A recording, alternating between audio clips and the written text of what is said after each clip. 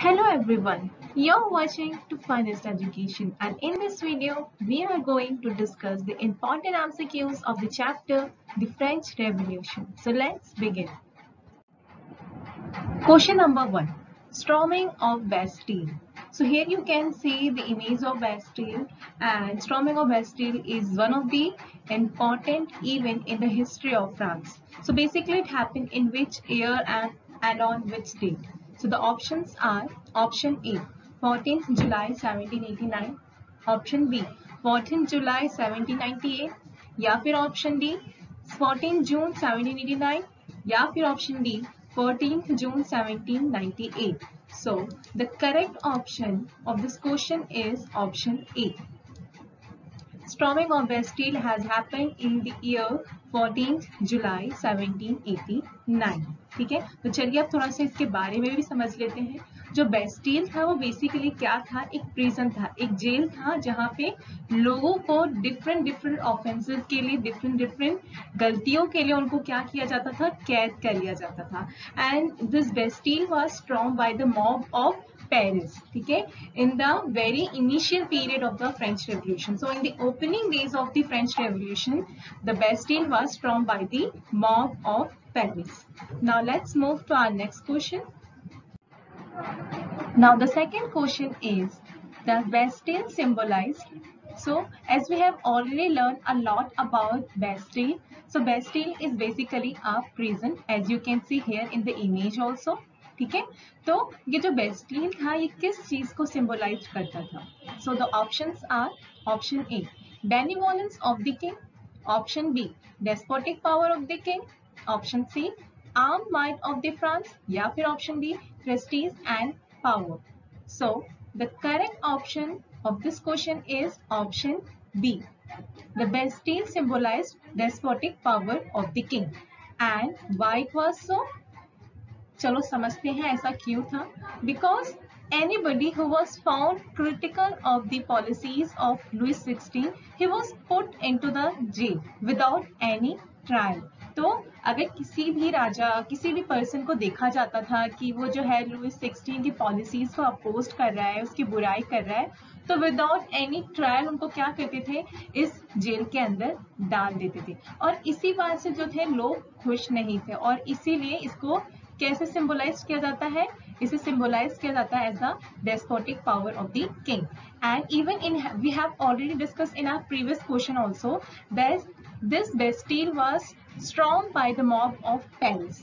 ठीक है, और वो स्ट्रॉन्ग क्यों किया था, क्यों उसको डिस्ट्रॉय किया था, क्योंकि ये जो था कहीं ना कहीं लोगों को ऐसा लगता था कि वो बहुत सारे इनोसेंट लोग जिनके कोई गलती भी नहीं है, उनको बस क्योंकि वो सिर्फ क्रिटिकल है, वो क्रिटिसाइज कर रहे हैं लुइस 16 को, इसलिए उनको डाल दे रहे हैं, जो कि बिल्कुल भी ठीक नहीं है. और इसलिए लोगों ने क्या किया, इसको डिस्ट्रॉय कर दिया. और कब, क्या, 14 जुलाई 1789.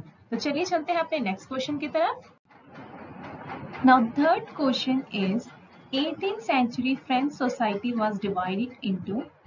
क्वेश्चन में पूछा जा रहा है कि 18वीं शताब्दी में फ्रांस का समाज कितने वर्गों में विभाजित था. सो let's read the option. Option A caste, B 4 states, C 3 states या फिर D 2 states. So the correct option of this question is option C. In the 18th century, the French society was divided into 3 states, as here you can see in the image also. Like in the 18th century, the society was divided into 3 states. The first state was occupied by the clergy section. And अगर हम second states के बारे में बात करें तो इसमें nobility आते थे.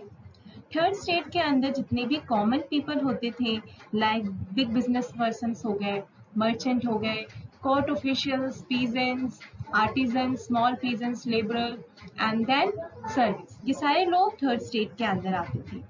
अगर हम इनके बारे में थोड़ा और बात करें तो जो first state and second state के पीपल थे वो रिच होते थे, इनका सोसाइटी में काफ़ी रिस्पेक्ट होता था एंड इनको स्पेशल प्रिविलेजेस मिलते थे बाय बर्थ, लाइक उनको टैक्सेस पे नहीं करने पड़ते थे.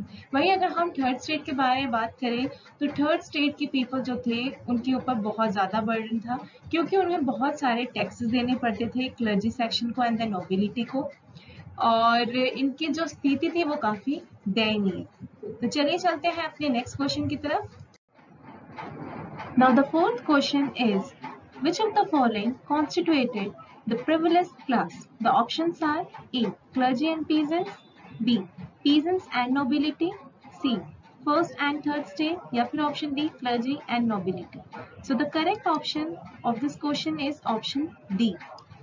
Clergy and nobility constituted the privileged class. If we talk about clergy section, so clergy were basically the group of people who were invested with special functions in the church. And we talk about nobility, they are basically belonging to the royal families. And they have some special privileges by birth, like they do not have to pay any kind of taxes, and they collected the taxes like teeth and tithe. So now let's move to our next question. So the fifth question is, which of the following refuted the doctrine of divine and absolute right? So दिए गए option में से कौन doctrine of divine and absolute right की concept से agree नहीं करते हैं? तो सबसे पहले तो हमें doctrine of divine and absolute right समझना पड़ेगा। Doctrine of divine and absolute right के अकॉर्डिंग कोई भी राजा जो कि इस अर्थ पे रूल कर रहे हैं वो गॉड की मर्जी से रूल कर रहे हैं, और इसीलिए वो जो कुछ भी करना चाहते हैं वो कर सकते हैं, उसका आंसर उन्हें किसी को भी देने की जरूरत नहीं है। एक तरीके से अगर इन शॉर्ट हम बात करें, so the king is the human form of God present on the earth, ठीक है। और इस कॉन्सेप्ट से जो एग्री नहीं करते हैं वो कौन है? Option is The correct option is option A. So John Locke refuted the doctrine of divine and absolute right.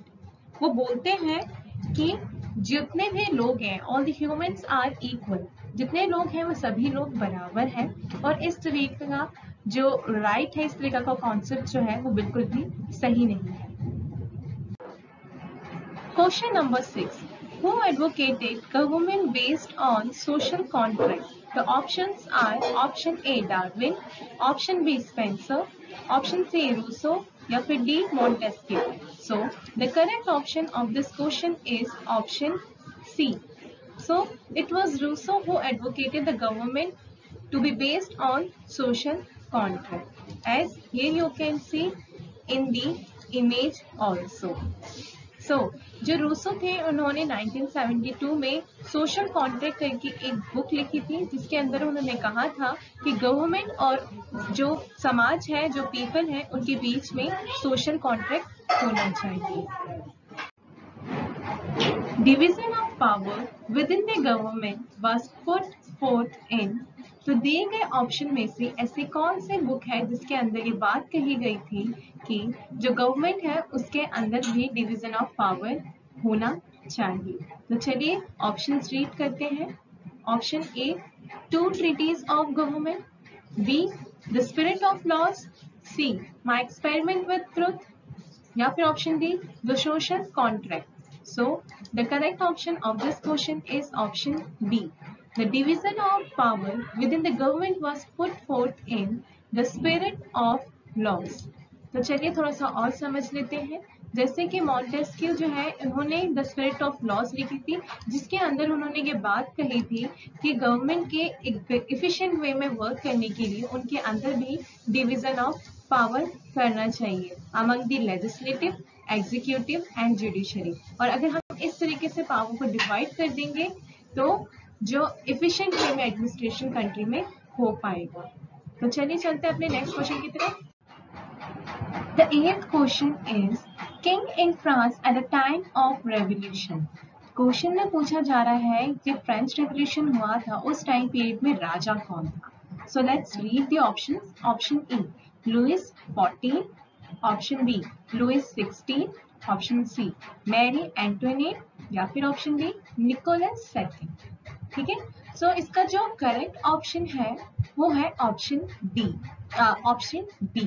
ठीक है, so it was Louis 16 who was the king during the time of French Revolution. तो French Revolution के time period में Louis 16 जो थे वो थे emperor. As you can see the image of Louis 16 also, और वो 19 साल की छोटी सी उम्र में राजा बन गए थे, ठीक है। एंड अगर हम वही मैरी एंटोनियट के बारे में बात करें तो मैरी एंटोनियट जो कि ऑस्ट्रियन प्रिंसेस होती है, उनसे लुइस 16 की क्या होती है, शादी होती है, ठीक है। और इस तरीके से वो क्या हो जाती है, फ्रांस की क्वीन बन जाती है। वही अगर हम निकोलस सेकंड के बारे में बात करें, so tsar Nicholas second was basically the ruler of Russia, ठीक है। इसके बारे में हम लोग जब रशियन रेवोल्यूशन पढ़ेंगे तो उसके बारे में हम और ज्यादा डिटेल में पढ़ेंगे। तो आई होप कि अभी आपको पता चल गया है कि who was the king during the time of French Revolution. Now let's move to our next question. The ninth question is political body of France। तो दिए गए ऑप्शन में से फ्रांस के पॉलिटिकल बॉडी को क्या कहा जाता है? तो options are option A Duma, option B Reichstag, option C Lok Sabha, या फिर option D State General. So the correct option of this question is option D. The political body of France is known as States General, ठीक है।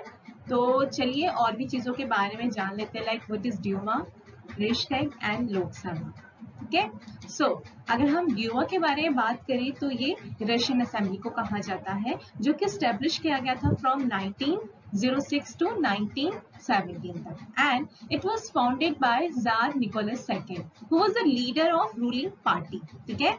तो आप यहाँ पे image में भी देख सकते हैं, ये क्या है, रशियन असेंबली है, ठीक है।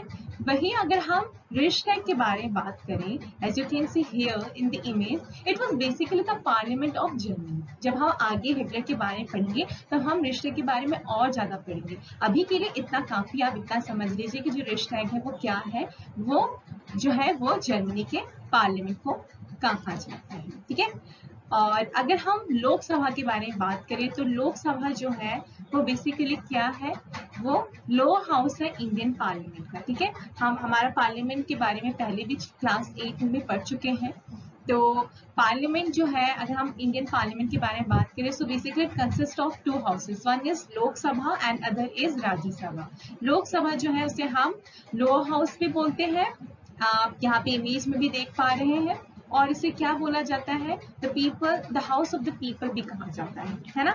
जल्दी से कमेंट सेक्शन में जाना और आपको बताना है who is currently the speaker of Lok Sabha, ठीक है। बताना है कि अभी रिसेंटली जो लोकसभा है उनके स्पीकर कौन है, ठीक है। चलिए आगे चलते हैं। अगर हम स्टेट जनरल के बारे में बात करें तो जैसे कि मैंने आपको बताया ही है कि स्टेट जनरल जो है वो पॉलिटिकल बॉडी है फ्रांस की, जैसे कि आप यहाँ इमेज में भी देख सकते हैं। तो अभी मैं उम्मीद करती हूँ कि आपको पता चल गया, एक बेसिक आइडिया हो गया कि ड्यूमा क्या है, रिश्ताग क्या है, एंड देन लोकसभा क्या है, स्टेट जनरल भी पता चल गया, ठीक है। तो चलिए अभी चलते हैं हमारे next question. Question number 10, voting in the state general was conducted on the principle of. तो स्टेट जनरल में वोटिंग किस तरीके से हुआ करता था? Option A each member one vote, B male adult franchise, C universal adult franchise, या फिर option D each state one vote. So the correct option of this question is option D. Voting in the state general was conducted on the principle of each state one vote. तो there were basically 3 states और हर state का 1 vote हुआ करता था। और जो common people थे, जो कॉमनर्स थे, जो थर्ड स्टेट के मेंबर्स थे, वो रिक्वेस्ट कर रहे थे कि वहाँ पे इलेक्शंस होने चाहिए और हर पर्सन का 1 वोट होना चाहिए। बट जो स्टेट जनरल होती है वो उनके थर्ड स्टेट की डिमांड को रिफ्यूज कर देती है, और इसी के बाद फ्रेंच रेवोल्यूशन की बिगनिंग होती है। Thanks for watching our video. If you like our video, then hit our like icon, share it with your friends, and if you have not subscribed it yet, then subscribe it for further notifications. See you then next time.